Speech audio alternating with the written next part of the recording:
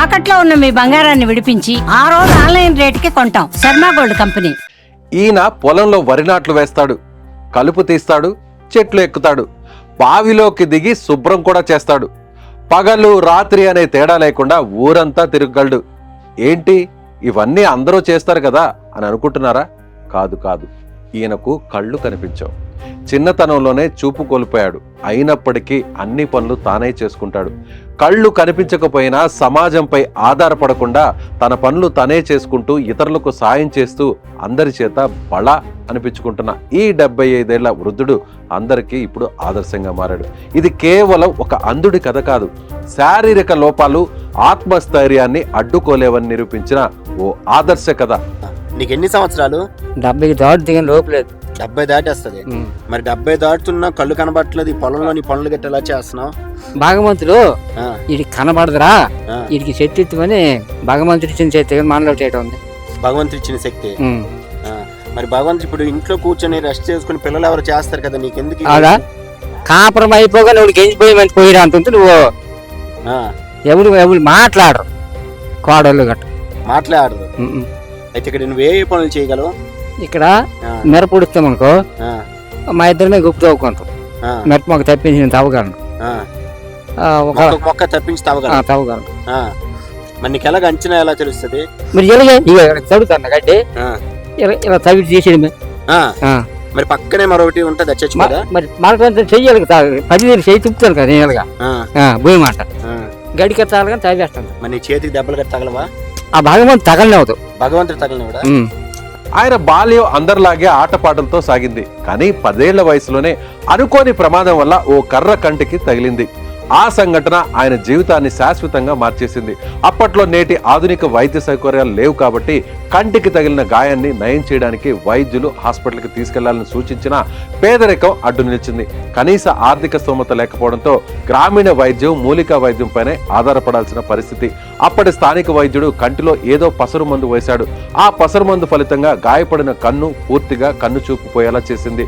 చీకటి ఆయన జీవితంలోకి నెమ్మదిగా అడుగుపెట్టింది. ఆ సంఘటన జరిగిన సుమారు 1 సంవత్సరం కాలంలో విధి మరోసారి పగబట్టినట్టు రెండో కన్ను కూడా కుళ్ళిపోయింది. దాంతో రెండో కనుచూపును కూడా శాశ్వతంగా కోల్పోయాడు. ఒక 50 సంవత్సరాల క్రితము, అంటే చిన్న వయసులోనే పిల్లలతో ఆడుతూ ఈ బిల్లాటని ఆడేటప్పుడు ఒక కన్ను పోయింది సార్. అప్పుడులో ఈ డాక్టర్ల వైద్యం అనేది లేని మూలన ఆ రెండో కన్ను కూడా కుళ్ళిపోయిందండి. ఆ కుళ్ళిపోయిన తర్వాత అప్పుడు నుంచి ఆ కన్నులవే 2 కళ్ళు పూర్తిగా కనిపించవండి. కనిపించకపోయినా సరే వాళ్ళకి 2 మగపిల్లలండి, చిన్న పిల్లలు.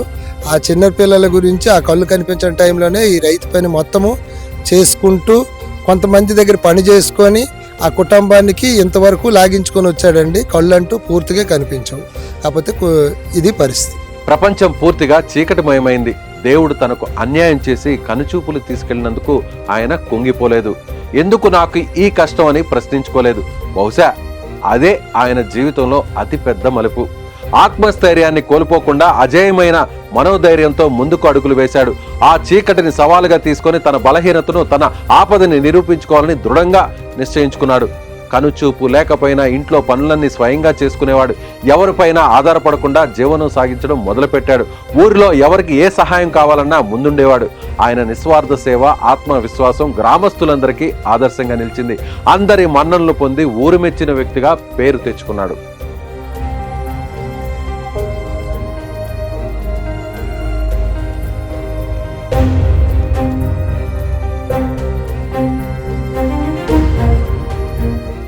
ఆయన జీవితంలో మరో కీలక ఘట్టం వివాహం.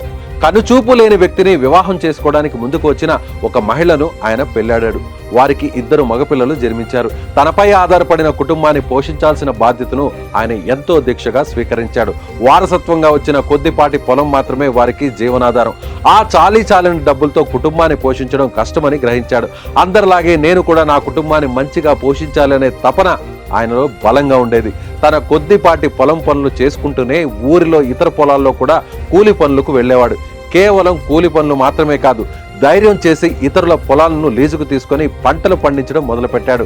పొలం పనులు చేయడం, విత్తనాలు వేయడం, కలుపు తీయడం, పంట కోయడం వంటి పనులన్నీ కళ్ళు కనిపించకపోయినా తన చేతులతో, తన అనుభవంతో సమర్థవంతంగా చేసేవాడు.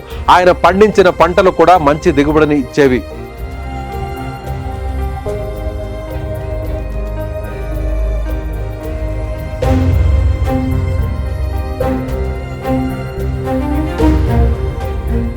ఈ చిన్నపాటి ఆదాయంతో తన పిల్లలను, భార్యను కంటికి రెప్పలా చూసుకున్నాడు.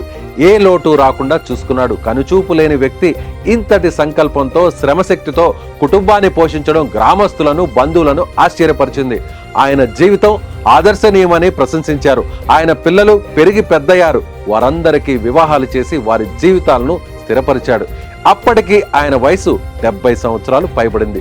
వృద్ధాప్యం, పైగా కనుచూపు లేని జీవితం, తన పిల్లల వివాహాలు కూడా అయ్యాయి కాబట్టి శేష జీవితాన్ని సుఖంగా ఇంట్లో గడపాలని ఆయన కలలు కన్నాడు. కానీ విధి మరోసారి పగబట్టినట్టు ఆయన జీవితాన్ని ఊహించని మలుపుకు తిప్పింది.